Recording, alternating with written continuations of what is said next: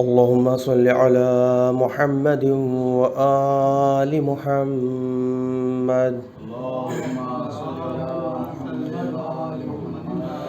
أعوذ بالله من الشيطان اللعين الرجيم.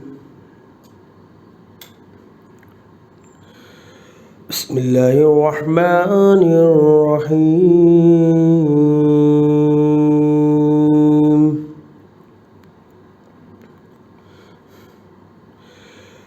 إنا فتحنا لك فتحا مبينا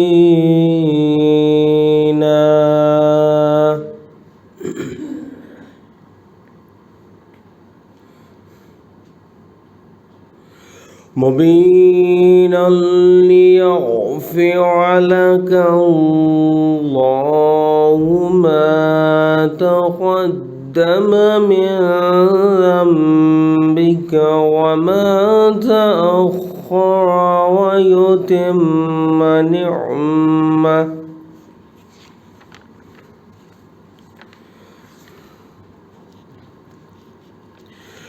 ويتم نعمته عليك ويهديك صراطا مستقيما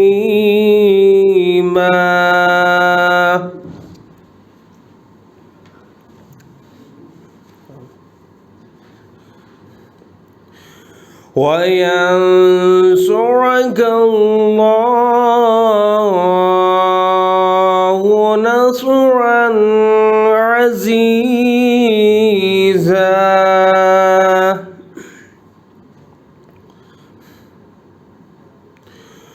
هو الذي أنزل السكينة في قلوب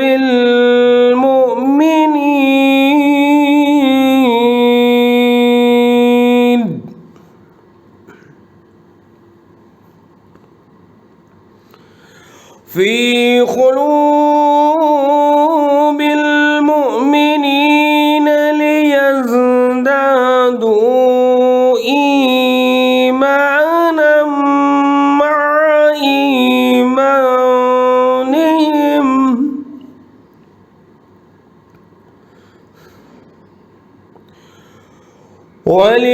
ولله جنود السماوات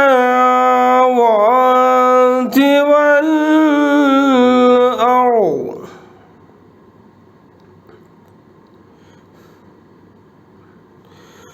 وكان الله عليما حكيما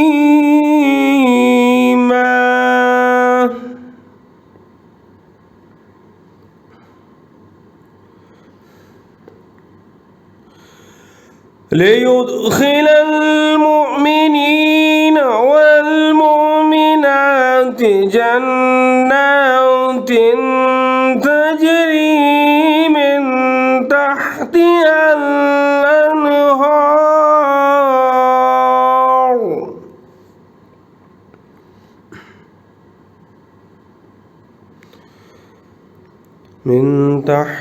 الأنهار خالدين فيها ويكفر عنهم سيئاتهم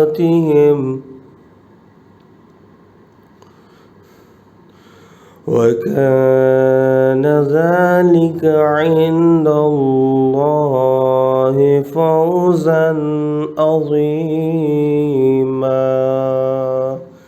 صدق الله العلي العظيم وصدق رسوله النبي الكريم ونحن على ذلك من الشاهدين والحمد لله رب العالمين وصلى الله على سيدنا محمد وآله الطاهرين.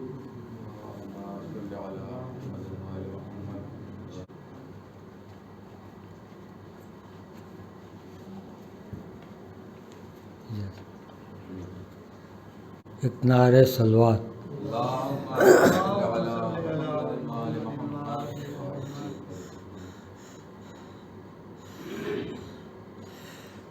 قبر اصغر کی بنانے میں بہت دیر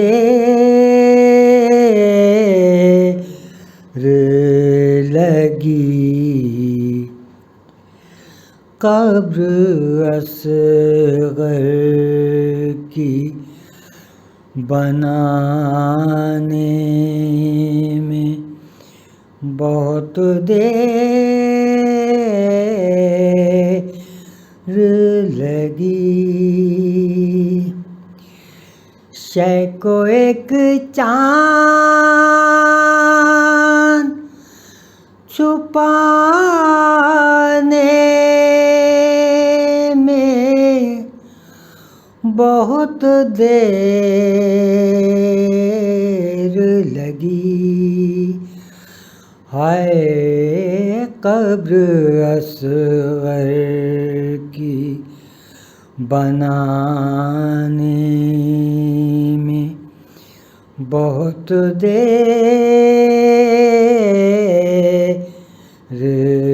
لگی۔ کچھ قدم دور ہے بازار سے دربار، مگر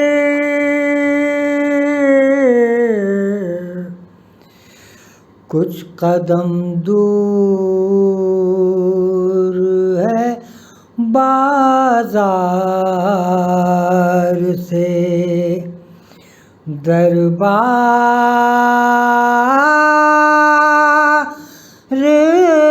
مگر پھر بھی شہزادی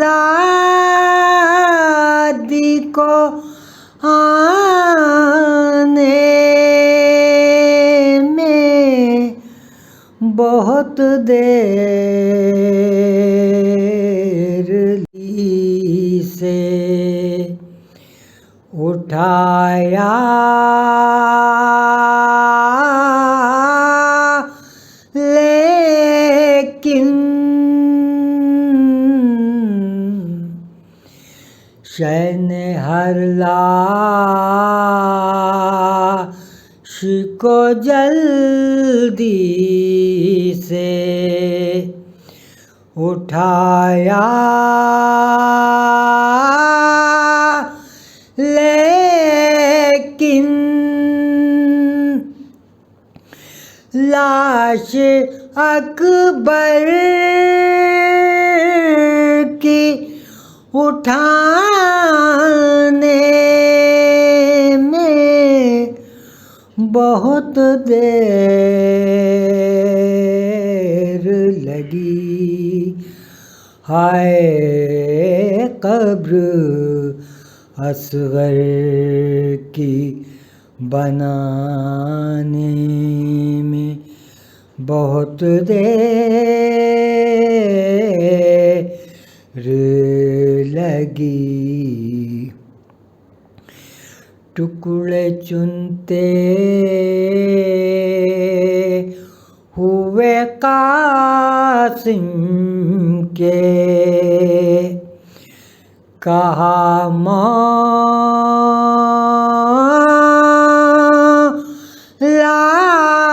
نے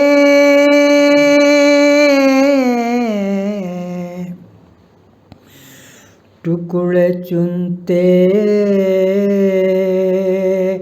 ہوئے قاسم کے، کہا مولا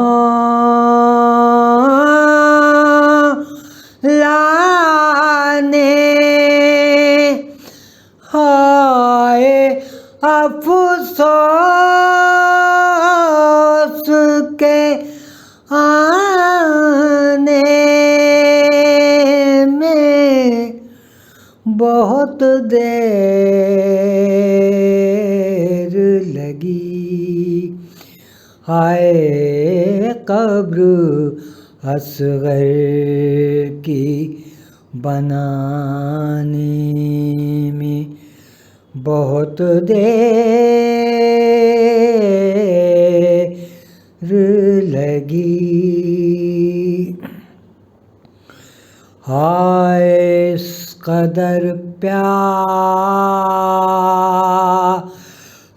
سے سوکھا تھا گلوے سرور،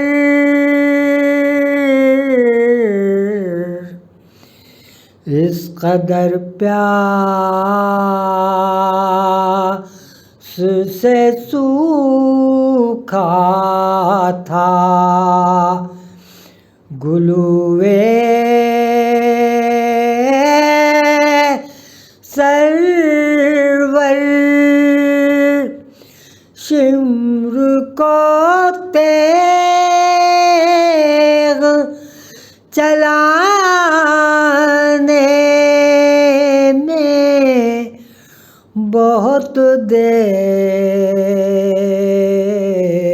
لگی، ہائے قبر اصغر کی بنانے میں بہت دیر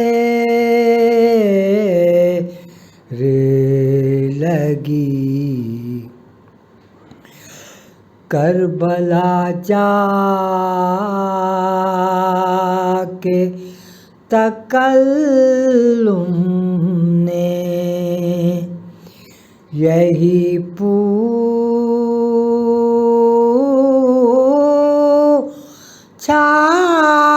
تھا،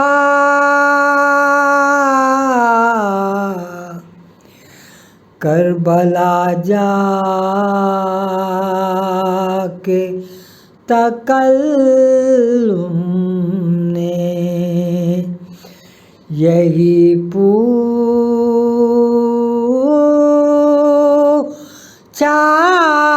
تھا،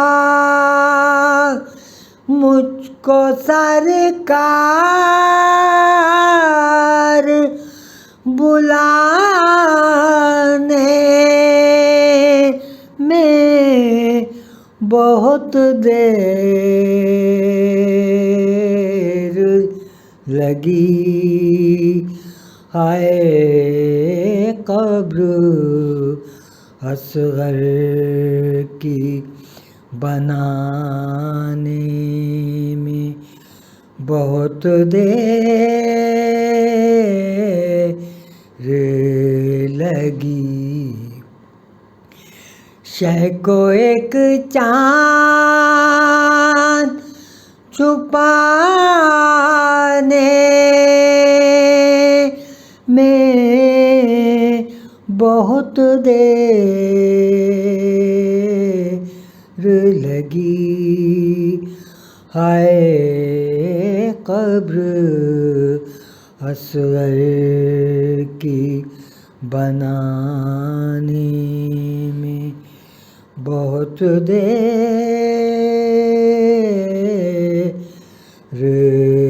لگی۔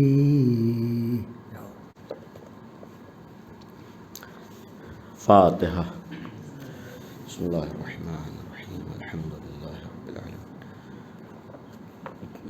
الرحمن الرحیم، مالک یوم الدین، ایاک نعبد و ایاک نستعین، اہدنا الصراط المستقیم صراط الذین انعمت علیہم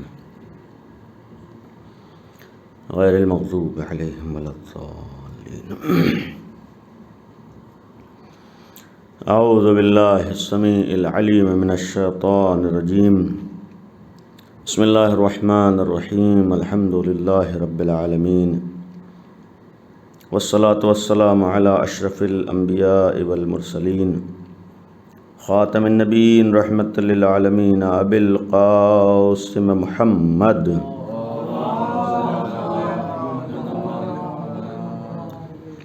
وآلہ الطیبین الطاہرین المعصومین المظلومین، لا سیما بقیت اللہ فی الارضین ارواحنا و ارواح العالمین علی تراب مقدمہ الفداء ولعنت اللہ علی اعدائہم وغاصب حقوقہم وقاتلیہم ومنکری فضائلہم اجمعین، اما بعد، قال اللہ سبحانہ تبارک و تعالی وقولہ الحق، اعوذ باللہ من الشیطان الرجیم، انما ولیکم اللہ ورسولہ والذین آمنوا الذین یقیمون الصلاة ویؤتون الزکاة وهم راکعون۔ صلوات میں السلام علیک یا ابا عبداللہ وعلی الارواح التي حلت بفنائک، علیک منی سلام اللہ ابدا ما بقیت وبقی اللیل والنہار ولا جعلہ اللہ آخر العہد منی لزیارتکم۔ السلام علی الحسین وعلی علی ابن الحسین وعلی اولاد الحسین وعلی اصحاب الحسین۔ صلوات پڑھیں محمد و آل محمد۔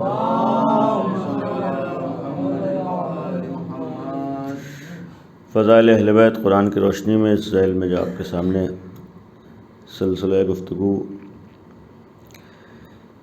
جاری ہے، اس میں ایک فضیلت جو اہل بیت علیہم الصلاۃ والسلام کی، جسے قرآن کریم نے متعدد جگہوں پر بیان کیا ہے، وہ ان افراد کی عصمت ہے، معصوم ہونا، اور جو ہمارے عقائد و مسلمات ہیں، ان عقائد و مسلمات میں سے ایک عقیدہ یہ بھی ہے کہ یہ افراد نبی کریم ہوں اور اس کے بعد ان کے اہل بیت ہیں، یہ سب معصوم ہیں، اور اس پر یقین بھی ہونا چاہیے، اس پر عقیدہ بھی ہونا چاہیے۔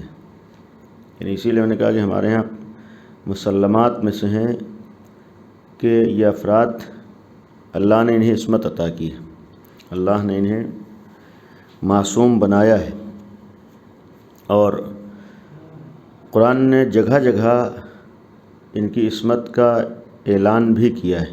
ایسا نہیں کہ صرف عقیدہ رکھنا واجب ہے، قرآن کریم میں ان کی عصمت کی متعدد دلیلیں موجود ہیں۔ آج بعض افراد لا علمی کی بنیاد پر یا نادانی کی بنیاد پر اپنے حساب سے شیعوں پر بہت بڑا اعتراض یہ کرتے ہیں کہ یہ لوگ اپنے اماموں کو معصوم مانتے ہیں، یعنی ایک بعض افراد کے نظر میں بہت بڑا اعتراض ہے، اور اگر آپ اعتراضات کو دیکھیں بسا اوقات تعجب بھی ہوتا ہے۔ ایک بڑے عالم کا یہ جملہ ایک جگہ مشترک مجمع میں کہ یہ خود واقعاً قابل غور چیز ہے، یہ جملہ کہا کہ مثلا شیعوں سے کیسے اتحاد ہو سکتا ہے، اس لیے کہ یہ لوگ اپنے اماموں کو معصوم مانتے ہیں۔ بالفرض اگر سامنے والے کی نگاہ میں معصومین صاحب عصمت نہیں ہیں، وہ معصوم نہیں ہے، تو پھر یہ قابل اعتراض کیوں ہے؟ یا اس سامنے والے کے عقیدے رکھنے کی بنیاد پر، یعنی یہ جب انسان لا علمی اور نادانی اور جہالت بلکہ اس سے بڑھ کر تعصب کا جب شکار ہو جاتا ہے، یہ ہوتا ہے، ورنہ وہی افراد مشرک کے ساتھ کھڑے ہونے پہ تیار ہو جاتا ہے۔ یقیناً صریحی ان الشرک لظلم عظیم قرآن کہہ رہا ہے، یہ کہیں نہیں کہا ہے کہ اگر آپ کسی کو معصوم مان رہے ہیں تو آپ بہت برے ہیں۔ قرآن یہ کہہ رہا ہے کہ اگر یعنی شرک کیا ہے تو بدترین ظلم ہے، تو وہی افراد مشرک کے ساتھ کھڑے ہونے پر تیار ہیں، لیکن آپ کے ساتھ اس لیے نہیں کھڑے ہیں کہ چونکہ آپ اپنے اماموں کو معصوم مانتے ہیں۔ مقصد یہ تھا کہ یہ قابل اعتراض چیز آج بہت سے افراد کے لیے ہے، اور جن چیزوں کی بنیاد پر مطعون کرتے ہیں یا اعتراض کرتے ہیں یا برا کہتے ہیں اہل بیت کے چاہنے والوں، ان میں سے اس کو ایک بنیاد بناتے ہیں کہ یہ معصوم مانتے ہیں، صاحب عصمت مانتے ہیں۔ یہاں یہ بھی عرض کروں، عصمت کا مطلب یہ ہے کہ اللہ کی جانب سے خصوصی ملکہ، خصوصی عنایت، ایک خصوصی طاقت، ایک خصوصی فضیلت جو اللہ نے ان 14 افراد کو دی ہے، جس کی بنیاد پر ان سے کسی طرح کی غلطی، کسی طرح کی خطا، کسی طرح کے گناہ، کسی طرح کی معصیت کا تصور نہیں ہے۔ یعنی ان کے ہاں تصور ہی نہیں ہے، چونکہ اللہ نے یہ طاقت عطا کی ہے۔ البتہ یہ مفصل ایک بحث ہے، اس میں جبر نہیں ہے، یعنی ایسا نہیں کہ اللہ نے مجبور کر دیا ہے، یہ بھی نہیں ہے کہ اللہ نے انہیں باندھ دیا ہو، مجبور کر دیا ہو، نہیں۔ یہ ملکہ اگر عطا ہوا ہے تو اللہ نے یہ ملکہ عطا کیا ہے، اور اس ملکے کے ساتھ اختیار بھی ان کو ہے، یعنی برائیوں کی طرف جانے مجبور نہیں ہے، لیکن ان کے اندر اتنی طاقت ہے، اتنی پاور ہے کہ جس کی وجہ سے یہ تصور بھی نہیں کر سکتے۔ اس کا ایک معمولی سا نمونہ بھی میں آپ کے سامنے عرض کر دوں کہ ہو سکتا ہے بعض لوگوں کے لیے یہ قابل فہم نہ ہو، کیسے ایک انسان کے لیے کہ تصور نہیں کر سکتا ہے گناہوں کا۔ اس کے بہت سے وجوہات۔ ایک سبب یہ بھی ہوتا ہے کہ جب انسان کسی چیز کا صحیح طور پر علم ہو جاتا ہے، اور علم ہونے کے ساتھ ساتھ جب اس کے نقصان اور خطرے کا صحیح علم ہوتا ہے تو صاحب عقل بہت سی چیزوں کے بارے میں تصور نہیں کرتا ہے۔ مثال کے طور پر اگر ہماری چھت کے اوپر سے تار گزر رہا ہو اور ہمیں معلوم ہو کہ اس کا نتیجہ کیا ہے چھونے کا، ہمیں معلوم ہو کہ اس کا انجام کیا ہوگا، تو صاحب عقل چھونا تو دور کی بات ہے، کبھی سوچے گا بھی نہیں کہ ہم اس کو چھوئیں گے۔ اور یہاں انسان مجبور نہیں ہے، یہاں اختیار سے انسان کبھی تصور نہیں کرے گا۔ ایک مثال ہے لیکن بات کو سمجھانے کے لیے کہ کیسے تصور نہیں کر سکتے ہیں۔ بہرحال ایک ممبر کے تقاضوں کے مطابق اس حد تک نہیں، لیکن صرف بات پہنچانے کے لیے کہ مثلا کہیں اگر غلاظت پڑی ہو، نالی میں گندگی پڑی ہو، تو ایک صاحب عقل کبھی سوچے گا بنے کہ اس کو کھائے، یعنی ایک صاحب فکر، صاحب عقل کبھی نہیں سوچے گا کسی کا۔ تو سوال یہ ہے کیا یہاں مجبور ہے؟ آپ کہیں گے مجبور نہیں ہے، لیکن اس کی گندگی کا اس حد تک انسان کو علم ہے، انسان صاحب فکر سلیم ہے، صحیح عقل اور فکر کا حامل ہے، لہذا یہاں پر کرنا دور کی بات ہے، تصور بھی نہیں کرے گا۔ جب دنیا میں اس طرح کے نمونے موجود ہیں کہ بہت سے کاموں کا انسان تصور بھی نہیں کرتا ہے، تو پھر اہل بیت کو اس سے زیادہ اس کی برائیوں کا علم ہے۔ جن گناہوں کو مثلا ہم لوگ بہت معمولی سمجھتے ہیں، اس کی برائی کا اہل بیت کو علم ہے۔ مثال کے طور پر تار کا نتیجہ کیا ہے یہ اہل بیت کو معلوم ہے، ہر کام کے لیے، ہر کام کی غلاظت، ہر کام کی گندگی، ہر کام کی کثافت، ہر کام کے نقصانات کا جب انہیں مکمل طور پر علم ہے تو وہاں کرنا تو دور کی بات ہے، ان کے یہاں تصور بھی نہیں پایا جاتا ہے، یعنی کسی بھی گناہ کا ان کے یہاں تصور بھی نہیں ہے۔ اور پھر اس سے بڑھ کر ایک چیز یہ بھی ہوتی ہے کہ انسان کو اگر کسی کا احترام ہو، کسی کی عظمت اس کی نگاہوں میں ہو، کسی کا مرتبہ اس کی نگاہوں میں ہو، تو پھر کبھی کبھی انسان کسی کے احترام میں بھی بہت سے کام کی طرف ہاتھ بھی نہیں بڑھاتا ہے، نہیں سوچتا ہے۔ مثلا ایک اولاد اپنے باپ کو بہت زیادہ چاہتی ہے، بہت زیادہ محبت کرتی ہے، معلوم ہے کہ مثلا فلاں کام سے باپ نفرت کرتا ہے، فلاں کام کو باپ نہیں صحیح سمجھتا ہے، تو یہ ناممکن ہے کہ ایک بہت زیادہ محبت کرنے والا اپنے باپ کے سامنے وہی کام کر رہا ہو۔ یعنی یہ ناممکن ہے کہ باپ کا احترام کرتا ہے، باپ کی عزت کرتا ہے، باپ کا خیال کرتا ہے، باپ کو بہت زیادہ چاہتا ہے، اور یہ معلوم ہے کہ باپ اس چیز کو برا سمجھتا ہے، یہ جانتا ہے کہ باپ اس چیز کو غلط سمجھتا ہے، تو ایک اولاد اپنے باپ کے سامنے اس طرح کا کوئی کام نہیں کرتا ہے، نہیں انجام دیتا۔ بھیا مجبور نہیں ہے، یہاں ایک باپ کا احترام مانے ہوتا ہے بہت سے کاموں سے کرنے کا، باپ کا احترام مانے ہوتا ہے ان کاموں سے اپنے کو روکنے کا۔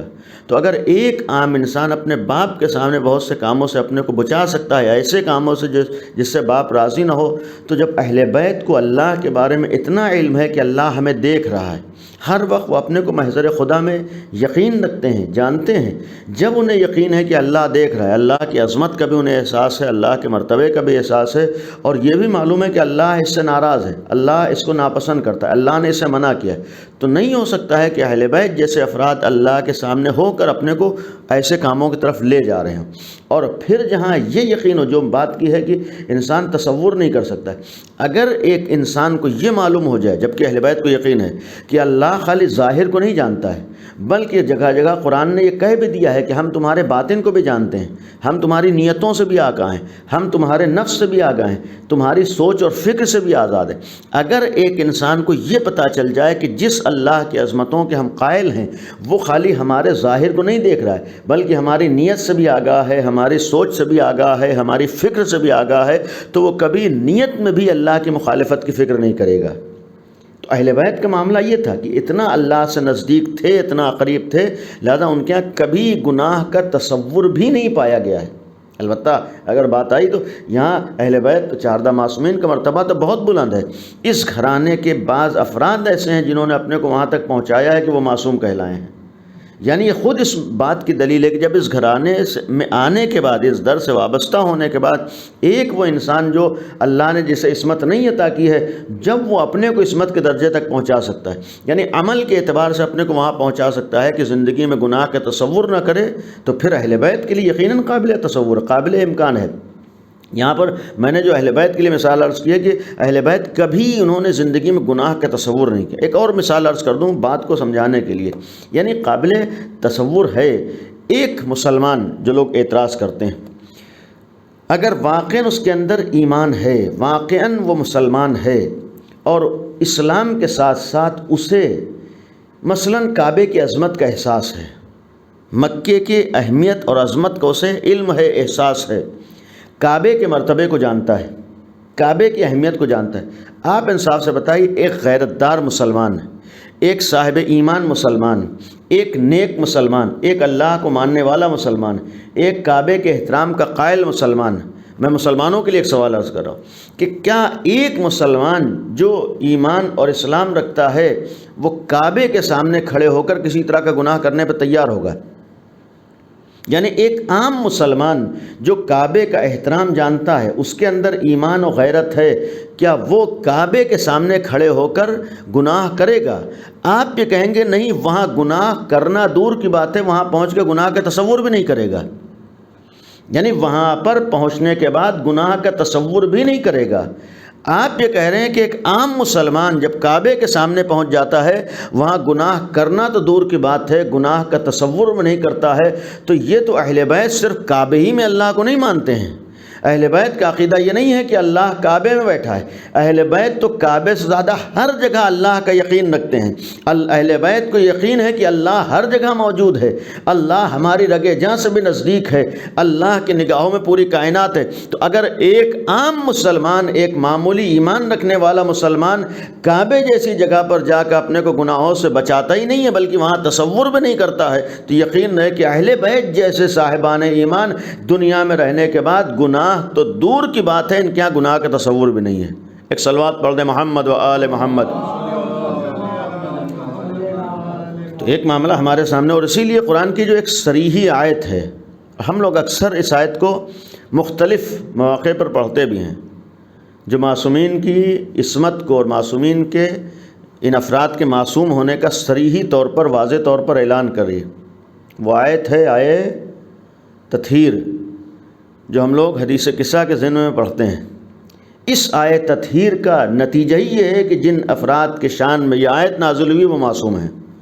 اس لیے کہ قرآن کریم کا جو اعلان ہے، سورہ احزاب کی 33ویں آیت ہے، درمیان کی آیت ہے کہ انما یرید اللہ لیذھب عنکم الرجس اہل البیت ویطہرکم تطہیرا.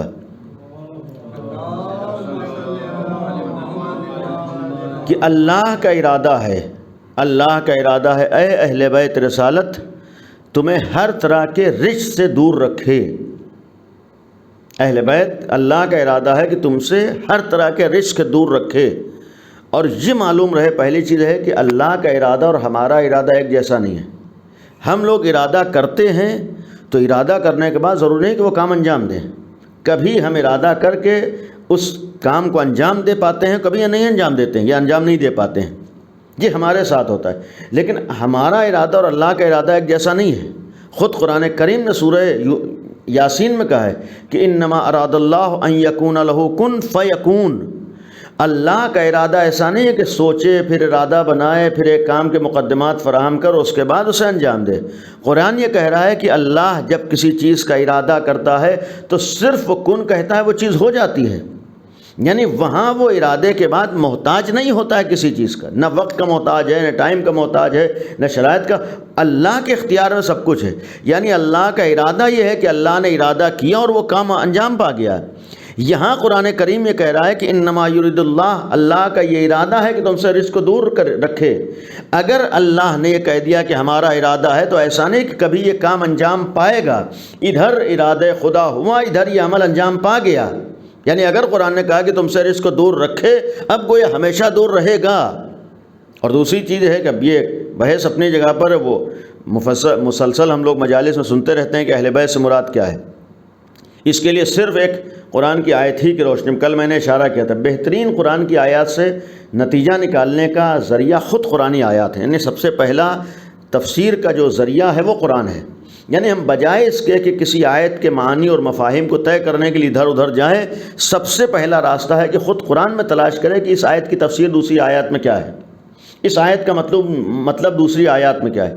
قرآن نے اگر یہاں پر کہا ہے کہ نبی کے اہل بیت سے اللہ رزق کو دور رکھے، بہت سی دلیلیں آپ لوگ سنتے رہتے ہیں، بہت سی چیزیں نگاہوں کے سامنے آتی، صرف ایک دلیل کہ نبی کے اہل بیت. معمولاً غلط فہمی یہاں پر ہوتی ہے، بہت سے لوگ یہ سمجھتے ہیں کہ اہل بیت کا مطلب ہے گھر والے.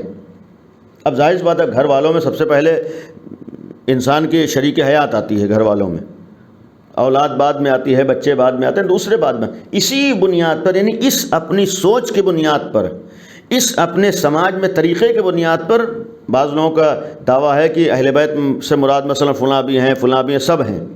لیکن اولاً یہی کہ اہل بیت سے مراد کون ہیں، ایسا نہیں ہے کہ جو ہمارے اہل بیت ہوں وہی نبی کے اہل بیت ہوں. ایسا نہیں ہے کہ جو ہمارے اہل ہوں وہی نبی کے اہل ہوں. ایسا نہیں ہے کہ جو سسٹم، جو طریقہ، جو نظام ہمارے ہاں وہی طریقہ اہل بیت کے ہوں، جو معاملہ ہمارے ساتھ ہے وہی نبی کے ساتھ ہو. نہیں، ہم میں نبی میں بہت زیادہ فرق ہے. اس کی ایک دلیل صریحی طور پر قرآن کریم میں موجود ہے. جناب نوح کے بیٹے کا واقعہ ہے.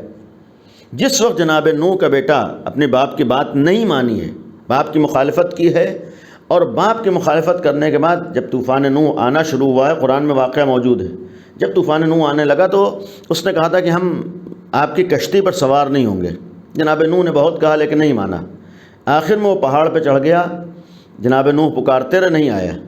جب وہ نوح کا بیٹا ڈوبنے لگا ہے، اب یہاں پر قرآن کی آیات کو سامنے رکھیں، نوح کا بیٹا ڈوب رہا ہے، اور یہ معلوم ہے کہ اگر ہم اپنے حساب سے اہل کے معنی طے کریں، یعنی ہمارے گھر والے، تو یقیناً انسان کا گھر والا اس کا بیٹا بھی ہوتا ہے. یعنی جس طریقے سے بیٹی ہوتی اسی طریقے سے بیٹا بھی اس معنی میں اہل ہوتا ہے. لیکن میں نے کہا کہ ضروری نہیں ہے کہ جو اہل ہمارے ہوں وہی اہل پیغمبر کے بھی ہوں. ہمارے لیے اگر بیوی اہل ہے تو یقیناً بیٹا بھی اہل ہوتا ہے. گھر والا جس کو جیسے گھر والی ویسے گھر والا، بیٹا گھر والا ہے.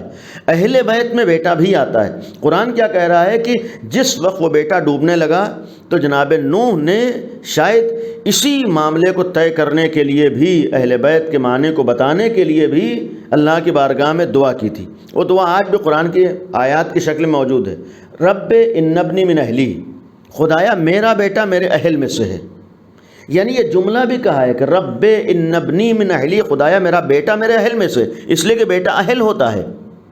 قرآن نے کیا کہا، جواب جو دیا ہے اللہ نے وہ آج بھی قرآن میں موجود ہے.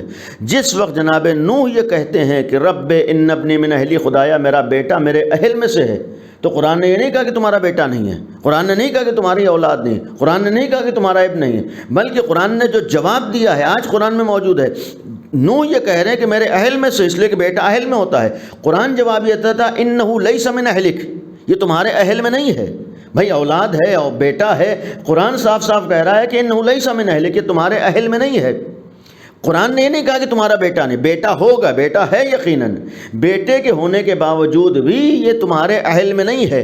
اب یہ کہنے کے بعد قرآن نے ایک معیار بیان کیا ہے، ایک پیمانہ بیان کیا ہے، اور یہ معیار و پیمانہ قرآن کریم میں صرف جناب نوح کے لیے نہیں ہے، بلکہ یہ معیار و پیمانہ ہر اللہ کے نبی کے لیے ہے کہ آؤ اللہ کے نبی کے اہل کو پہچانو کون ہوتا ہے. اللہ کے نبی کے اہل ہونے کے لیے رشتہ داری معیار نہیں ہوتی ہے، اللہ کے نبی کے اہل ہونے کے لیے بیٹا یا بیٹی یا بیوی معیار نہیں ہوتی ہے، بلکہ قرآن کریم یہ کہتا ہے انہ لیس من اہلک، کہ تمہارے اہل میں سے نہیں ہے، انہ عمل غیر صالح. قرآن نے ایک معیار بتا دیا، یہ اس لیے اہل میں نہیں ہے اس لیے کہ اس کا عمل اچھا نہیں ہے، یہ اس کا عمل صالح نہیں ہے. کم از کم اس آیت کی روشنی کو میں اس آیت کو سامنے رکھنے کے بعد اتنا کہنے کا حق ہے کہ قرآن کی آیت پیغام دے رہی ہے کہ ہمارے اور آپ کے اہل ہونے کے لیے تو رشتہ داری معیار ہوتی ہے. بیٹا ہمارے اہل میں ہوگا، بیوی ہمارے اہل میں ہوگی، لیکن کسی نبی کے اہل ہونے کے لیے رشتہ داری کو نہیں دیکھا جاتا ہے، بلکہ نبی کے اہل ہونے کے لیے عمل کو دیکھا جاتا ہے.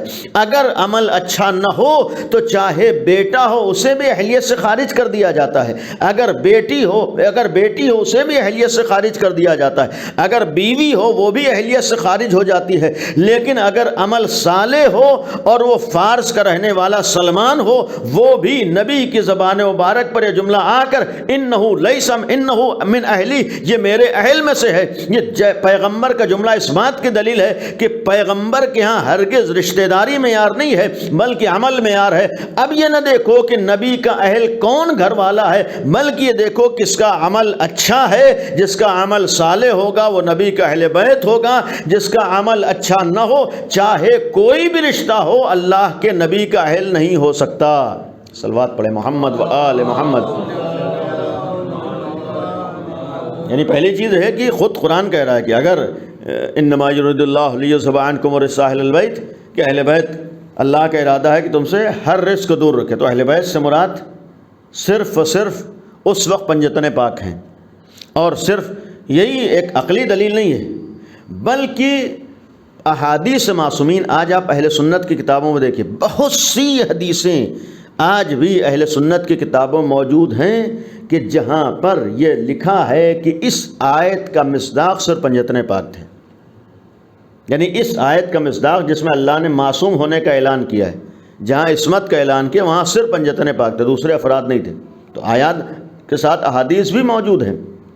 اور دوسری ایک حدیث جو بہت سی کتابوں میں آج موجود ہے کہ اس اہل بیت سے مراد کیا ہے، کہ قرآن کریم نے جہاں پر عصمت کا اعلان کیا ہے پنجتن پاک کے لیے، وہ واقعہ عرض نہیں کرنا ہے، آپ کے سامنے ہے کہ جس وقت پیغمبر اکرم تشریف لائے اور بدن میں ضعف کا اظہار کیا، میں کمزوری محسوس کر رہا ہوں، جناب سیدہ چادر لے کر آئیں اور پھر اس چادر کے نیچے سب جمع ہوئے اور یہ قرآن کی آیت نازل ہوئی۔ جب یہ آیت نازل ہوئی، اب بہت سی اہل سنت کی کتابوں میں ایک روایت موجود ہے، وہ روایت یہ ہے کہ جب آیت کا نزول ہوا، نزول آیت کے تقریباً 6 مہینے تک یہ اہل سنت کی روایات ہے، مسلسل 6 مہینے تک پیغمبر اکرم اس آیت کے نازل ہونے کے بعد جناب سیدہ کے دروازے پر آتے تھے، بلکہ 9 مہینے تک جناب سیدہ کے دروازے پر آتے تھے، اور آنے کے بعد اسی آیت کی پیغمبر تلاوت کرتے تھے۔ یعنی آیت کے نزول کے 9 مہینے تک یہ سلسلہ پیغمبر کا جاری رہا ہے۔ انما یرید اللہ لیذھب عنکم الرجس اہل البیت ویطہرکم تطہیرا۔ صلوات پڑھ دیں محمد و آل محمد۔ اور یہ بھی عرض کر دوں کہ یہ آیت 300 اصحاب سے نقل ہوئی ہے، معمولی نہیں ہے کہ 300 اصحاب سے۔ آج واقعاً اگر انسان عقل اور فکر اور شعور کا استعمال کرے اور تھوڑا بہت صحیح کتابوں کا مطالعہ کر لے تو حق سے دور نہیں رہتا ہے۔ آج حق سے دوری کا بہت بڑا سبب یہ ہے کہ ہمارے ہاں، اور ہم دوسروں کو کیا کہیں، ہمارے خیاں خود یہ المیہ ہے کہ ہمارے یہاں اکثر کا دین اور اکثر کا مذہب خالی سنا سنایا ہے۔ یعنی ہمارے پاس جو دین ہے، ہمارے پاس جو عقیدہ ہے، ہمارے پاس جو مذہب ہے، جو ہم نے سن لیا ہے وہی دین ہے۔ جب ہمارے ہاں سن کے دین ہے تو ہم دوسروں سے کیا توقع رکھیں کہ دوسرا پڑھ کے اپنا دین بنائے گا؟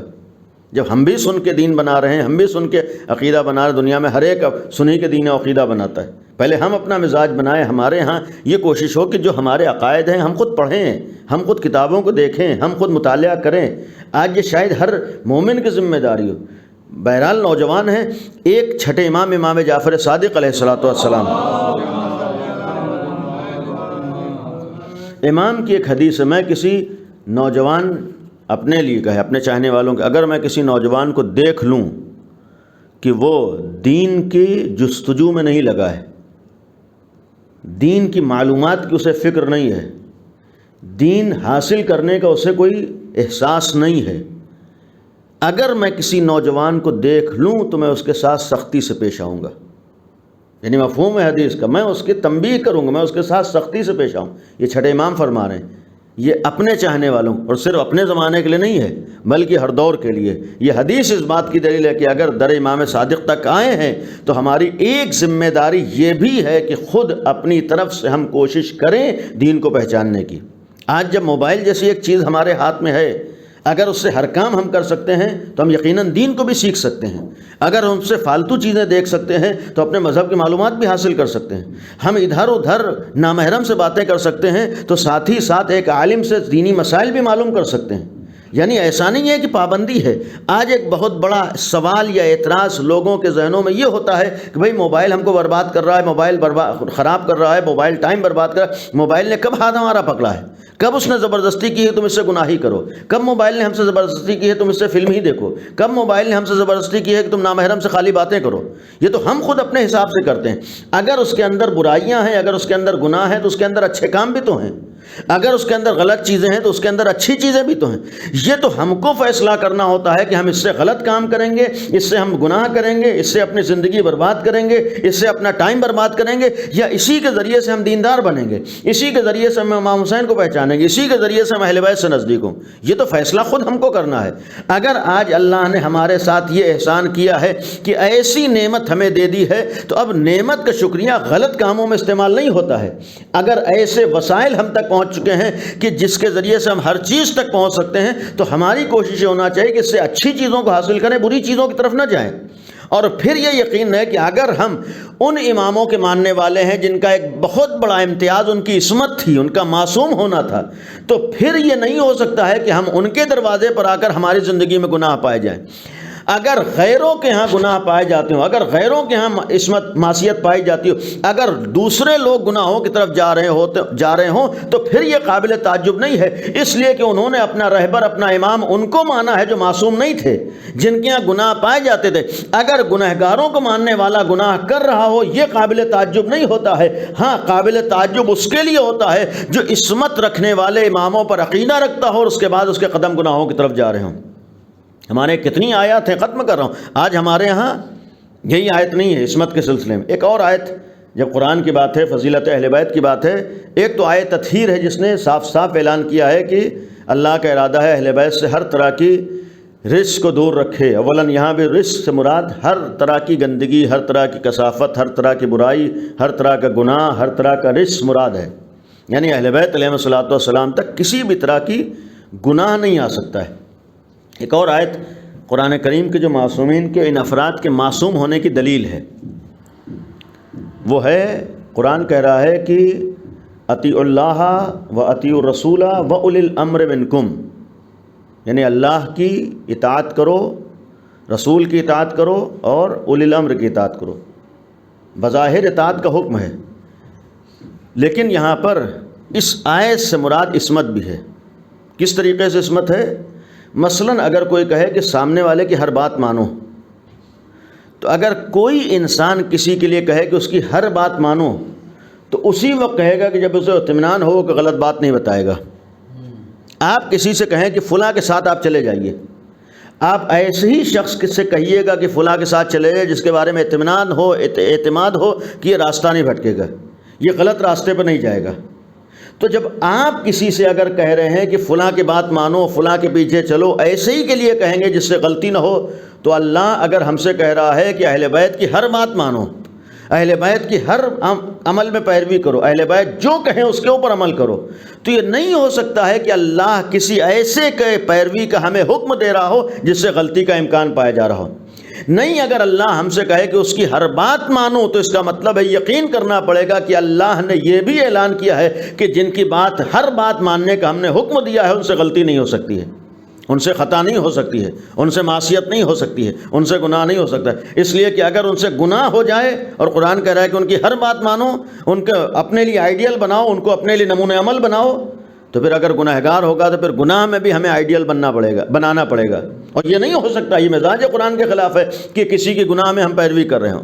جب گناہ میں ہم پیروی قرآن کے حساب سے نہیں کر سکتے ہیں تو ماننا پڑے گا کہ اللہ اگر کسی کے لیے ہم کو حکم دے گا اس کے پیچھے چلو تو ایسے ہی کے لیے حکم دے گا جس سے گناہ نہ ہو سکتا ہو، جس سے غلطی نہ ہو سکتی ہو. تو ایک آیت یہ بھی ہے، ان اطیعوا اللہ و اطیعوا الرسول و اولی الامر منکم. وہ بحث اپنی جگہ پر ہے کہ اولی الامر سے مراد اہل بیت ہیں، جو ثابت ہے.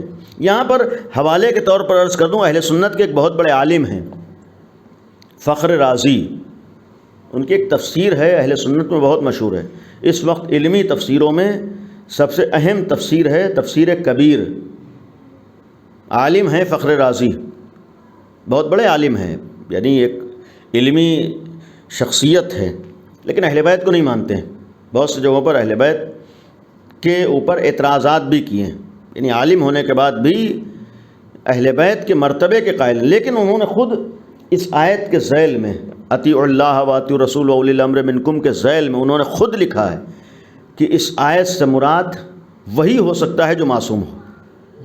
یعنی اللہ کسی کی پیروی کا حکم اگر دے گا تو اسی کی پیروی کا حکم دے گا جو معصوم ہو.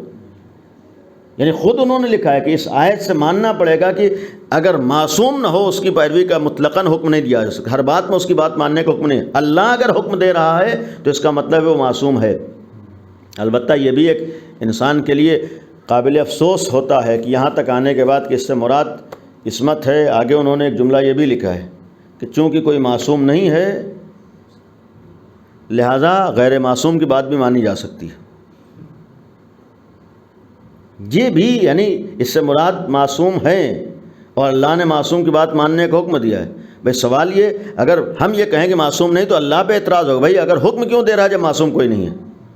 یعنی یہ بھی تو سوال ہو سکتا ہے کہ بھائی اگر اللہ نے حکم دیا ہے کہ رسول کے بعد ایسا ایک گروہ ہے جس کی بات تمہیں ماننا ہے اور وہ گروہ نہ ہو تو پھر اللہ نے یوں ہی ہم کو حکم دے دیا ہے کہ ایسے لوگوں کی بات مانو. یہ حکم دینا اس بات کی دلیل ہے کہ اللہ نے ایسے لوگوں کو بھیجا ہے. یہ پہچاننا ہماری ذمہ داری ہے، ڈھونڈنا ہماری ذمہ داری، تلاش کرنا ہماری ذمہ داری. اور یہ اعتراض ان پر نہیں، اللہ کے اوپر اعتراض ہوتا ہے. اور اس سے بڑھ کر قابل افسوس چیز ہوتی ہے، دیکھیں انسان جب حق سے دور ہوتا ہے ایسی ایسی باتیں کہتا ہے کہ جو واقعاً ایک معمولی پڑھے لکھے سے بھی قابل تصور نہیں ہوتی. لیکن جہاں پر انسان کے دل میں تعصب آ جاتا ہے یہ انتہائی خطرناک ہوتا ہے. کوئی بھی ہو، ظاہر سی بات ہے کہ اگر ایک چیز ہمارے سامنے واضح ہو گئی تو حق کا مطلب ہوتا ہے کہ ہم اسے تسلیم کرنے میں پھر ہچکچائیں نا. یہ نہیں ہے کہ پھر اپنے مذہب کی فکر ہو، یا تو ہم صاف صاف شروع ہی میں اس راستے پر رہیں. لیکن جب ایک چیز واضح ہے تو انسان کو ماننا ہے. یہاں انکار ہے کوئی معصوم نہیں ہے، یا چونکہ اہل بیت کو نہیں ماننا ہے.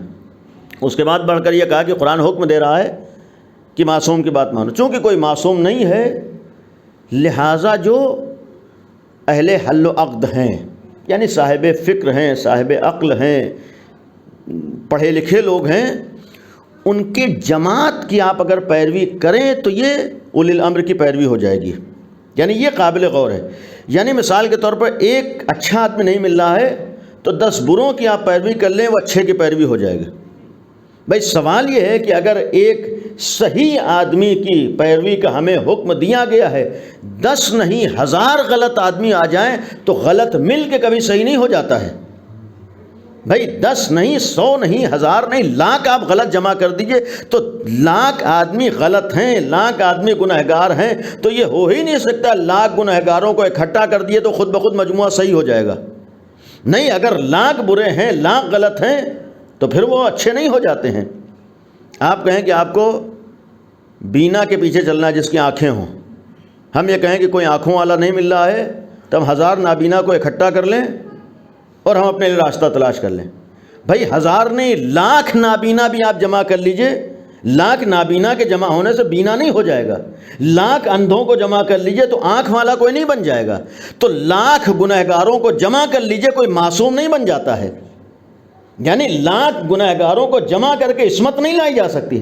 عصمت چاہے 1 ہو یا 10 ہو، ہمیں تو معصوم کو تلاش ہی کرنا پڑے گا. اور اگر اللہ نے ہمارے اوپر ہمیں حکم دیا ہے کہ تمہیں معصوم کی بات ماننا ہے تو اس کا مطلب یہ بھی یقین کرنا پڑے گا کہ اللہ نے معصوم بھیجے ہیں، تلاش کرنا ہمارا کام ہے. صلوات پڑھ دیں محمد و آل محمد. اگر ان کی عصمت کا میں نے ابتدا میں کہا بعض افراد نہیں تھے کہ ہمارے لیے واجب ہے ان کے معصوم ہونے کا عقیدہ رکھنا، جن میں پہلی ذات امیر المومنین کی ہے، صدیقہ طاہرہ کی ہے، یعنی چہردہ معصومین.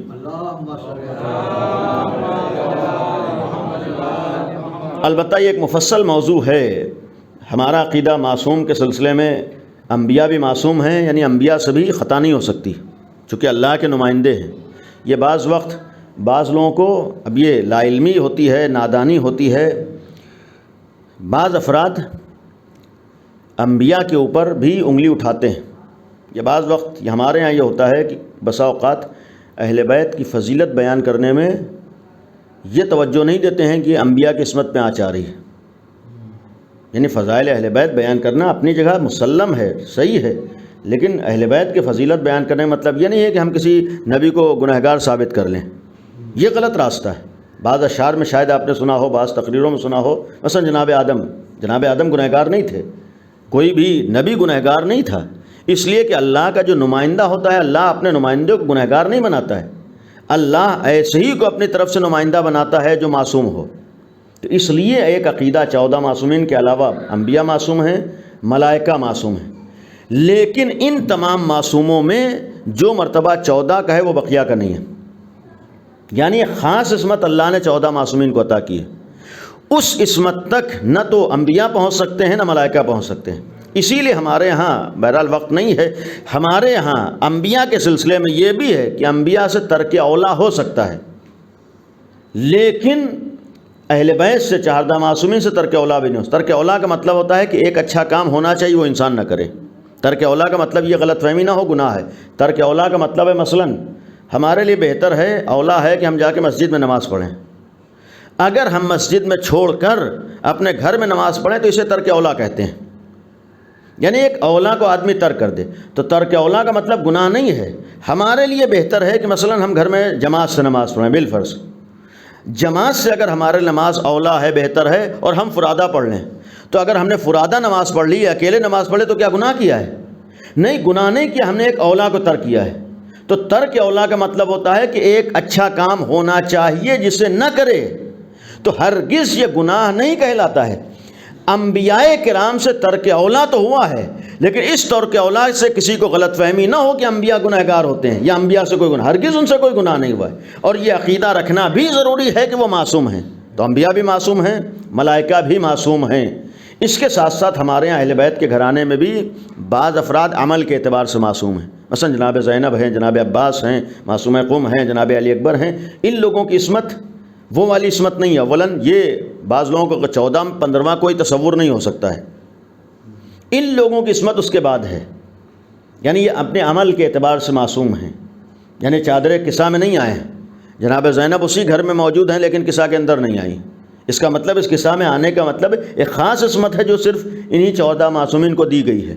جناب زینب کو وہ عصمت نہیں ہے، اس سے جناب زینب کی عظمت میں کوئی کمی نہیں آ رہی ہے، ان کے مرتبے میں کوئی کمی نہیں، ان کی عظمتوں کو ہمارا کروڑوں سلام ہو، لیکن جو مرتبہ جو فضیلت 14 معصومین کو ہے وہ فضیلت کسی کو نہیں ملی۔ ان کا کمال یہ تھا کہ انہوں نے اس گھرانے میں اپنے کو وہاں تک پہنچایا ہے کہ پوری زندگی کوئی کام عصمت کے خلاف نہیں کیا ہے، حتیٰ کرنا تو دور کی بات ہے، ان کا کمال یہ ہے کہ انہوں نے پوری زندگی کسی گناہ کا تصور بھی نہیں کیا ہے۔ یہ ہے ان کا مرتبہ، یہ ہے ان کی عظمت۔ تو اگر اہل بیت کی فضیلت ختم کر رہا ہوں، اگر اہل بیت کا مرتبہ اور فضیلت یہ ہے، دیکھیے کسی بھی انسان کا اصل کمال اچھے کام کر لینا نہیں ہوتا ہے، اچھے کام ہر آدمی کر لیتا ہے، آدمی کا اصل کمال یہ ہوتا ہے کہ کسی برے کام کی طرف اس کے قدم نہ جائیں۔ اہل بیت کا کمال اور اہل بیت کی فضیلت صرف یہ نہیں ہے کہ ان میں بہت سی اچھائیاں پائی جاتی ہیں، ان کی بہت بڑی فضیلت یہ ہے کہ ان کے اندر کوئی برائی نہیں ہے، ان کے اندر کوئی غلطی نہیں ہے، ان کے اندر کوئی گناہ نہیں ہے۔ ہم اپنا کمال یہ نہ سمجھیں کہ ہمارے پاس یہ اچھی چیز ہے، ہمارا یہ اچھا عقیدہ ہے، ہم امام علی کو مانتے ہیں، ہمارے پاس ولایت ہے، ہمارے پاس دین ہے، ہمارے پاس محبت علی ہے، یہ ہمارے لیے معیار نہیں ہے۔ اگر ہمارے پاس یہ چیزیں ہیں تو اس کا معیار یہ ہوگا پھر ہماری زندگی میں گناہ نہ ہو، یعنی ہم اپنے لیے اہل بیت کے در پر آنے کے بعد باعث فضیلت اس کو سمجھیں کہ ہم نے اب گناہوں کی طرف قدم نہیں بڑھایا ہے، ہم نے کوئی معصیت نہیں کی، ہم نے کوئی گناہ نہیں کیا ہے، اس لیے کہ در معصوم پر آنے کے بعد کوئی گناہ کر نہیں ہو سکتا ہے۔ اور اہل بیت نے ہمارے سامنے اپنے گھر میں ایسے نمونے بھی دکھا دیے، یہ نہ کہنا کہ وہ تو علی تھے لہذا کیا ہے، ایک ایسی ذات جس کو اللہ نے عصمت نہیں دی ہے، امامت نہیں دی ہے، عہدہ نہیں دیا ہے، لیکن امام علی کی محبت اپنے دل میں رکھ کر اگر اپنے کو عصمت تک پہنچا دیا ہے تو تمہارے لیے بھی ناممکن نہیں ہے، اگر تمہارے اندر بھی واقعاً علی سے محبت ہو تو یہ محبت کبھی تمہیں گناہوں کی طرف نہیں جانے دے گی۔ یہ تمہارے پاس ولایت اگر ہے تو ولایت برائیوں کی طرف نہیں جانے دے گی، اور اس لیے ولایت کے اوپر ناز کر لینا بہت آسان ہے، ولایت کو صحیح طور پر سمجھ لینا آسان نہیں ہے۔ یہ یقین ہے کہ ولایت صرف زبان پر کچھ الفاظ لے آنے کا نام نہیں ہے۔ ولایت کا مطلب ہے کہ ایسی طاقت اپنے اندر پیدا کر لینا، اپنے نفس کے اوپر ایسے انسان کو مختار بنا دینا کہ یہ نفس کبھی گناہوں کی طرف جانے نہ پائے۔ اور اگر ولایت کا مطلب امیر المومنین کی ولایت کو ماننا ہے تو امام علی کی ولایت سب سے پہلے انسان کے نفس پر آتی ہے۔ جب نفس علی کے اختیار میں چلا جاتا ہے تو یہ نفس کبھی شیطان کے پیچھے نہیں جائے گا۔ اگر یہ جائزہ لینا ہو کہ ہمارے پاس کتنی ولایت علی ہے تو دیکھ لیں کہ کتنا ہم شیطان کے بہکاوے سے اپنے کو بچا لیتے ہیں۔ اگر ہم گناہوں سے اپنے کو بچا لیں تب تو سمجھیں ہمارے دل میں ولایت علی ہے، ہمارے نفس میں ولایت علی۔ لیکن اگر ہم شیطان کے بہکاوے میں آ رہے ہوں، شیطان ہم سے گناہ کروا رہا ہو، شیطان ہم سے معصیتیں کروا رہا ہو، اس کا مطلب ہے کہ ہم نے مکمل طور پر ولایت کو نہیں سمجھا ہے، ہمارے دل میں ولایت نہیں ہے۔ تو اصل معیار یہ ہے کہ اپنے کو گناہوں سے بچا لینا۔ کربلا میں بھی اتنی سختیوں کا ایک راز یہ بھی تھا کہ دنیا کے سامنے ایک ایسا راستہ بتانا کہ جس پر چل کر تم اپنے کو برائیوں سے بچا سکو۔ آج اگر ان حالات میں عزاداری کا حکم ہے، ان حالات میں ہمارے اوپر یہ بھی واجب ہے کہ جس حد تک ہم احتیاط کر سکتے ہیں اسے احتیاط کریں۔ اسی لیے انہی مجبوریوں کی بنیاد پر، انہی شرائط کی بنیاد پر، انہی موجودہ حالات کی بنیاد پر، جو صرف ہمارے شہر میں نہیں ہے، جو صرف ہمارے ملک میں نہیں، اس وقت پوری دنیا اس وبا سے جوجھ رہی ہے، پوری دنیا اس وبا کا شکار ہے۔ اس لیے پوری دنیا میں ہمارے مراجع کا بھی، ہمارے علماء کا بھی، ہمارے دین کا بھی فیصلہ یہ ہے کہ ہمارے اوپر احتیاط واجب ہے۔ اور اسی لیے اکثر جگہوں پر مسلسل آن لائن کا سلسلہ ہے۔ صحیح ہمارا دل نہیں مانتا ہے گھر میں بیٹھ کر کہ ہم مجلس سنیں، لیکن مجبوریوں کی بنیاد پر، شرائط کی بنیاد پر، حالات کو مد نظر رکھتے ہوئے ہماری شرعی ذمہ داری یہ ہے کہ ہم خود بھی محتاط رہیں اور دوسروں کو احتیاط کے بارے میں متوجہ کریں، اپنے کو بچائیں، دوسروں کو بچائیں۔ ہر ایسی جگہ جہاں پر اس بیماری کے پھیلنے کا خطرہ ہے، شرعاً ہمارے اوپر واجب ہے کہ ایسی جگہوں سے خود بھی بچیں اور دوسروں کو متوجہ کریں۔ یہ ہمارا فریضہ ہے۔ عزاداری کا مطلب یہ نہیں ہے کہ جو ہم کرتے تھے وہی کریں گے، عزاداری کا مطلب وہ کریں گے جس سے جناب سیدہ کی رضا ہمیں مل جائے۔ عزاداری کا ہمارے لیے، میں نے پہلی مجلس میں عرض کیا تھا، عزاداری ہمارے لیے عبادت ہے۔ عبادت میں اپنے جذبات نہیں دیکھے جاتے ہیں، عبادت میں اپنا دل نہیں دیکھا جاتا ہے، عبادت میں ہم کیا چاہتے ہیں یہ نہیں دیکھا جاتا، عبادت میں صرف یہ دیکھا جاتا ہے وہ کیا چاہتے ہیں، اور وہ عبادت ہو جاتی ہے۔ عزاداری ہمارے لیے بہت بڑی عبادت ہے۔ اگر عزاداری عبادت ہے تو ہمیں عبادت میں صرف یہ دیکھنا ہے کہ ہمارے زمانے کا امام کس سے راضی ہے، ہمارا دین کس سے راضی ہے، ہماری شریعت کس سے راضی، ہمارا خدا کس سے راضی ہے۔ اور اگر خود رضائے خدا کو نگاہوں میں رکھنا ہے تو پھر بڑے سے بڑا مرحلہ انسان کے لیے آسان ہو جاتا ہے۔ کربلا اس لیے بھی ہمارے لیے درس گاہ ہے کہ کربلا ہر موقع پر، ہر قدم پر، ہر مشکل پر آگے بڑھنے کا حوصلہ بھی عطا کرتا ہے۔ آج ہمارے لیے یقیناً ایک حسینی کے لیے، ایک ابا عبداللہ حسین کے چاہنے والے کے لیے بہت سخت ہے کہ ان حالات میں مجالس میں شریک نہ ہو پائے۔ پوری زندگی ہماری انہی مجلسوں میں گزری ہے، پوری زندگی ہماری اسی اعضاء میں گزری ہے۔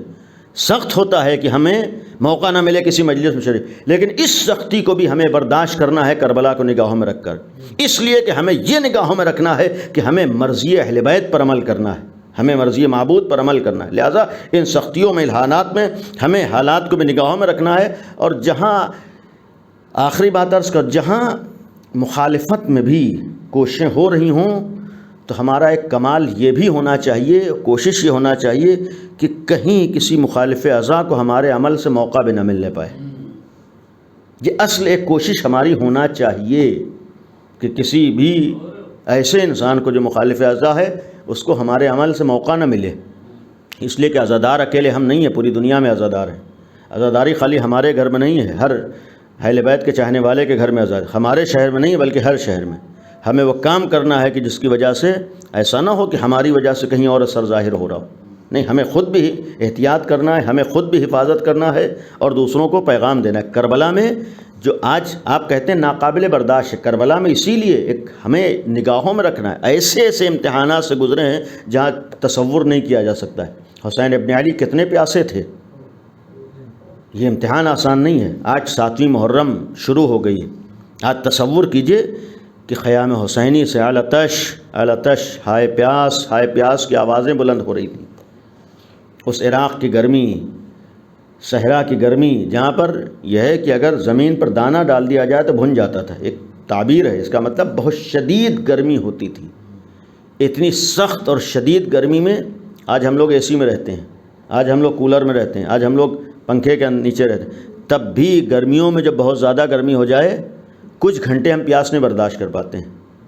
اور جو صحرا میں ہو، شاید باہر جو لوگ جاتے ہوں دیکھا ہو، صحرا میں شہر میں اتنی گرمی نہیں ہوتی ہے جتنی صحرا میں گرمی ہوتی ہے، اور جب نیچے بالو ہو تو پھر اتنی ہی شدت بڑھتی جاتی ہے.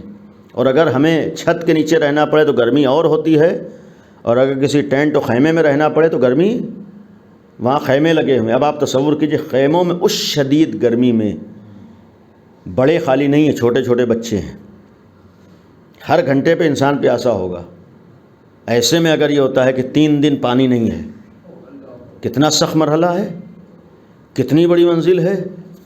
اور جہاں صرف بڑے ہی نہیں ہیں بلکہ ایک 6 مہینے کا بچہ بھی پیاسا ہے، جہاں 4 سال کی ایک بچی بھی پیاسی ہے. اور یہ تو صرف 2 نام ہمارے ہاں بیان ہوتے ہیں. اس وقت کربلا میں بہت سے بچے تھے جو سب پیاسے تھے. آج ہم اور آپ تصور نہیں کر سکتے ہیں کہ ہم باپ ہوں اور ہمارے سامنے بچہ پیاس سے تڑپ رہا ہو. آج تو ہم اور آپ دور کی بات ہے، اگر گلی میں ایک بچہ پیاس سے تڑپ رہا ہو، گزرنے والا کسی بھی دین سے تعلق رکھتا ہو، کسی بھی مذہب و مسلک سے تعلق رکھتا ہو، اس کی غیرت گوارا نہیں کرے گی کہ ہم گزر جائیں اور بچہ پیاس سے تڑپتا رہے. آج ہر گزرنے والا کوئی بھی دین رکھتا ہو یہ کوشش کرتا ہے کہ ہم اس بچے کو پانی پلا دیں. آپ سوچئے کہ کربلا میں امام حسین کے سامنے کتنا بڑا امتحان آیا ہے. 6 مہینے کا بچہ گہوارے میں تڑپ رہا ہے، چھوٹے چھوٹے بچے پیاس سے جابلب ہیں، الاتش الاتش ہائے پیاس کی صدائیں بلند کر رہے ہیں. حر اگر امام حسین کی طرف آیا ہے، ایک روایت اٹھا کر دیکھیں، جو چیز سبب بنی ہے حر کو امام حسین کی طرف لانے میں، اس کے کانوں میں یہی الاتش الاتش کی صدائیں گونج رہی تھیں. صحیح ہے اور بھی اسباب تھے، لیکن ایک سبب یہ بھی تھا کہ جب اس نے بچوں کی ہائے پیاس کی آواز سنی ہے تڑپ گیا ہے کہ حسین نے تو ایسے موقع پر ہمیں پانی پلایا تھا جب کوئی ہمارے پاس راستہ نہیں تھا، جب ہمارے پاس کوئی سہارا نہیں تھا، ہماری جانیں پیاس کی وجہ سے جا رہی تھیں، ایسے موقع پر حسین نے ہمیں سیراب کیا تھا. آج حسین کے بچے پیاسے ہیں. یعنی یزیدی فوج میں ہے وہ امام حسین کے بچوں کی ہائے پیاس کی صدا کو سن کے تڑپ گیا. اب آپ تصور کیجئے یزید کی فوج میں اس لیے آ گیا کہ حسین کے بچے پیاسے ہیں، تڑپ گیا، برداشت نہ کر پایا. جب ایک فوجی یزیدی میں رہنے والا انسان تڑپ گیا اور برداشت نہ کر پایا، ذرا سوچئے جو لوگ خیمے میں موجود تھے. ایک ماں کے دل سے پوچھئے کہ اگر بچہ پیاسا ہوتا ہے تو ماں کے دل پہ کیا گزرتی ہے. باپ کے دل سے پوچھئے کہ جب بچہ پیاس سے تڑپ رہا ہوتا ہے، بچے باپ کے دل کا عالم کیا ہوتا ہے. حسین ابن علی کے لیے یہ منزل ہے. اور پھر ایسا نہیں ہے کہ امام حسین کم پیاسے تھے، معمولاً توجہ نہیں ہو پاتی ہے. اہل بیت کے گھرانے میں اگر بچے پیاسے، سب پیاسے تھے، اور انہی پیاسوں میں سب سے زیادہ اگر کوئی پیاسا تھا، عمر کے اعتبار سے جناب علی اصغر یقیناً پیاسے ہیں، عمر کے اعتبار سے جناب سکینہ کے لیے بہت سخت ہے، لیکن امام حسین بھی معمولی پیاسے نہیں تھے. امام حسین کے لیے بھی امام وقت ہو، گھر کا جو بزرگ ہوتا ہے، تصور تو یہ بھی کہتا ہے کہ جب 4 محرم سے پانی بند ہو گیا، اس لیے کہ فرات پر پہرے بٹھا دیے گئے. بعض علماء نے کہا کہ 7ویں سے خیموں میں پانی ختم ہوا ہے، ورنہ بند تو 4 محرم سے ہو گیا ہے.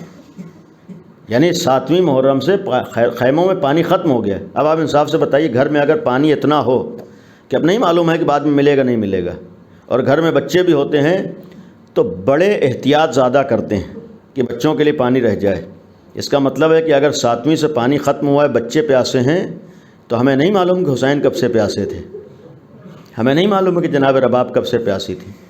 اس لیے کہ امام حسین کی پیاس کے لیے بعض جو روایات ہیں، آج کی تاریخ ہم امام حسین کا غم منا رہے ہیں، آہستہ آہستہ عاشور سے ہم نزدیک ہو رہے ہیں.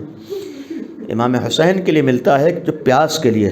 آپ نے کل 6 محرم میں جناب علی اکبر کی شہادت کے ضمن میں ایک جملہ سنا ہوگا کہ جس وقت جناب علی اکبر واپس آئے تھے اور واپس آ کر کہا تھا کہ بابا جان پیاس مارے ڈالتی ہے، پیاس ہلاک کیے دیتی ہے، کاش ایک قطرہ آب مل جائے. تو امام حسین نے اس وقت کہا تھا کہ بیٹا اپنی زبان میرے دہن میں دے دو. جناب علی اکبر نے اس وقت دہن امام میں زبان دی ہے، لیکن فوراً زبان نکال لی تو ایک جملہ کہا تھا، بابا آپ تو مجھ سے زیادہ پیاسے ہیں، بابا آپ کی زبان میں تو پیاس سے کانٹے پڑے ہوئے ہیں. امام حسین کے لیے ملتا ہے کہ پیاس کی وجہ سے امام حسین کی زبان اینٹ گئی تھی. یہ جو تعبیر کیا ہے جناب علی اکبر نے کہ زبان میں کانٹے پڑے ہیں، آسان نہیں ہوتا. ایک طرف سوچئے اتنا پیاسا انسان ہو، کتنی تکلیف ہوتی ہے، کتنی اذیت ہوتی ہے. صرف زبان ہی پہ اثر نہیں تھا، بلکہ ایک روایت میں یہ بھی ہے کہ امام حسین نے خود فرمایا ہے، ایک تعبیر پیش کی ہے. شاید بعض لوگوں نے دیکھا ہو، کہیں زمین پر اگر کچھ دن تک پانی ٹھہرا رہے، جب پانی سوکھ جائے تو زمین جگہ جگہ سے پھٹ جاتی ہے. بچوں نے منظر دیکھا ہو، جہاں پر بہت کچھ دن تک پانی رہے، جب پانی سوکھ جاتا ہے تو زمین جگہ جگہ سے پھٹ جاتی ہے. شاید کسی دریا میں، تالاب وغیرہ میں دیکھا ہو، جب پانی سوکھ جائے تو پوری زمین پھٹی ہوتی ہے. امام حسین نے فرمایا ہے، منسوب ہے، امام حسین فرماتے ہیں میرے کلیجے کا عالم پیاس کی وجہ سے وہی ہو چکا ہے جو زمین کا ہے. یعنی یہ کلیجہ جگہ جگہ سے پھٹ چکا ہے. ظاہر سی بات ہے جسے پانی نہ ملے اور پھر اس شدید گرمی میں. امام حسین کے لیے ہے کہ کربلا میں امام حسین ایک لمحے کے لیے بیٹھے نہیں ہیں. اتنی شدید پیاس کے بعد، اتنی شدید گرمی کے بعد انسان اگر مسلسل چل رہا ہو تو پیاس بڑھتی ہے. کربلا میں یہ بھی ملتا ہے کہ امام حسین 71 لاشیں خود اٹھائی ہیں. جب 71 لاشیں خود اٹھائیں، اس کا مطلب کم از کم 71 مرتبہ امام حسین مقتل میں گئے ہیں اور آئے ہیں. اس پیاس کے عالم میں کوئی بار بار مقتل میں جا رہا ہو، واپس آ رہا ہو، کیفیت کیا ہوتی ہے. اور کبھی اون محمد کے لاشیں اٹھا کے لا رہے ہیں، کبھی قاسم کا لاشا لے کر آ رہے ہیں، کبھی علی اکبر کے لاشے کو اٹھا کر لا رہے ہیں. پیاس کا عالم کیا ہو جو بار بار جا رہا ہے. یہی وجہ ہے کہ ایک اور منظر جناب امام حسین کے لیے ملتا ہے کہ جس وقت جناب علی اکبر نے پکارا ہے، جناب علی اکبر نے پکارا ہے تو امام حسین جب چلے ہیں تو زمین پر گرتے تھے اٹھتے تھے، زمین پہ گرتے تھے اٹھتے تھے. ایک سبب یہ تھا کہ جناب علی اکبر کی آواز سن کے امام حسین کو آنکھوں سے نہیں دکھائی دے رہا تھا. ایک سبب یہ بھی تھا، امام سے منسوب ہے کہ پیاس کی وجہ سے میری آنکھوں کے سامنے دھواں دھواں سا ہے. آپ نے شاید کبھی محسوس کیا ہو گرمیوں میں، جب شدید گرمیوں میں روزے ہوتے ہیں اور انسان دن بھر اگر کسی کام میں مصروف رہے، شام کو اگر احساس کیجئے تو کبھی کبھی لگتا ہے کہ نگاہوں کے سامنے دکھائی نہیں دے رہا ہے، دھواں دھواں سا آ جاتا ہے. امام حسین فرماتے ہیں شدت پیاس سے میرا عالم یہ ہے کہ اب میری آنکھوں کے سامنے دھواں دھواں ہے. یہ حسین ابن علی کی پیاس ہے. اور شاید یہی وجہ ہے کہ کربلا میں بعد میں بچ جانے والوں کو جس چیز کا سب سے زیادہ احساس تھا وہ امام حسین کی پیاس کا تھا. آپ چوتھے امام کے لیے پڑھیے کہ جب بھی اپنے بابا پہ روتے تھے یہ جملہ ضرور کہتے تھے، میرے بابا کو پیاسا شہید کر دیا گیا، بابا کو پیاسا ذبح کر دیا گیا. کوئی بھی منظر آیا تڑپ گئے، بابا آپ کو پانی نصیب نہیں ہوا، کسی جانور کو دیکھ لیا، سوال کیا تم نے اسے پانی پلا دیا، وہ کہتا تھا مولا جب تک ہم پانی نہ پلائیں اس وقت تک ذبح نہیں کرتے ہیں. امام تڑپ کے کہتے تھے آج اگر جانور کو بھی ذبح کیا جاتا ہے تو اسے پانی مل جاتا ہے، لیکن آپ کو پیاسا ذبح کر دیا گیا. بس آخری جملہ ہے، جناب سکینہ کو بھی اپنے باپ کی پیاس کا کتنا خیال تھا، امام حسین سے کتنی محبت تھی، امام حسین کو کتنا چاہتی تھی. جب امام حسین مقتل میں گئے ہیں، جناب سکینہ خیمے میں آ کے بیٹھی ہیں، ایک دفعہ در خیمہ پر رہوار کی آواز سنی، آہٹ محسوس کی، سمجھ گئی کہ رہوار امام حسین آ گیا ہے، امام حسین کا گھوڑا آیا ہے، امام حسین کا زلجنہ آیا ہے. بچی تھی، اپنے باپ کو بہت چاہتی تھی، دوڑ کے در خیمہ پر آئی ہے. آ کے منظر کیا دیکھا ہے، رہوار تنہا آیا ہے، باغیں کٹی ہوئی ہیں. یہ بچی سمجھ گئی کہ بابا شہید کر دیے گئے، یہ بچی سمجھ گئی کہ بابا مار دیے گئے. کوئی اور سوال نہیں کیا ہے، بلکہ تاریخ لکھتی ہے جیسے ہی رہوار کو دیکھا اس 4 برس کی بچی نے بس ایک سوال کیا، اے بابا کے رہوار مجھے اتنا بتا دے، حل سقیا ابی ام قتل عطشانا، آخری وقت میرے بابا کو پانی نصیب ہوا یا میرا بابا پیاسا ہی شہید کر دیا گیا.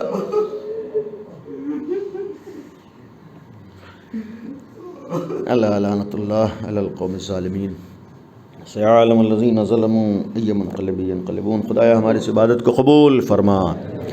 خدایا اس فرش ازاں کا واسطہ ہے، ان حالات کو ہمارے لیے جو سخت حالات ہیں، اس وبا کا زمانہ ہے، معبود اس فرش ازاں کے صدقے میں اس وبا کا خاتمہ فرما. معبود عصمت اہل بیت کا واسطہ ہے، اب عبداللہ الحسین کا واسطہ ہے، ہمارے لیے ویسے حالات فراہم فرما جس کی وجہ سے جس طرح سے ہم عزائے امام حسین کرتے تھے اس طریقے سے عزائے سید الشہداء برپا کر سکیں. معبود آل محمد کا واسطہ ہے، حاضرین کی دلی حاجات کو قبول فرما. خدایا جو پریشان حال ہیں ان سب کی پریشانیوں کو دور فرما. معبود معصومین کا واسطہ ہم سب کو ہر طرح کے گناہوں سے بچنے کی توفیق عطا فرما۔ خدا اس فرش اعضا کا واسطہ ہم یہاں تک آئے ہیں، امام حسین کے صدقے میں ہم سے جو غلطیاں خطائیں معصیتیں ہو گئی ہیں، اب عبداللہ الحسین کے صدقے میں ہمارے تمام خطاؤں سے کو معاف فرما۔ خدایا ہمارے تمام گناہوں سے درگزر فرما۔ خدایا آئندہ ہمیں اتنی غیرت اتنی حیا دے دے کہ ہم اپنے کو محبت علی کے ساتھ ولایت علی کے ساتھ اپنے کو گناہوں سے محفوظ رکھ سکیں۔ خدائے امام زمانہ کے ظہور میں تعجیل فرما، ہم سب کو امام کے ناصروں میں۔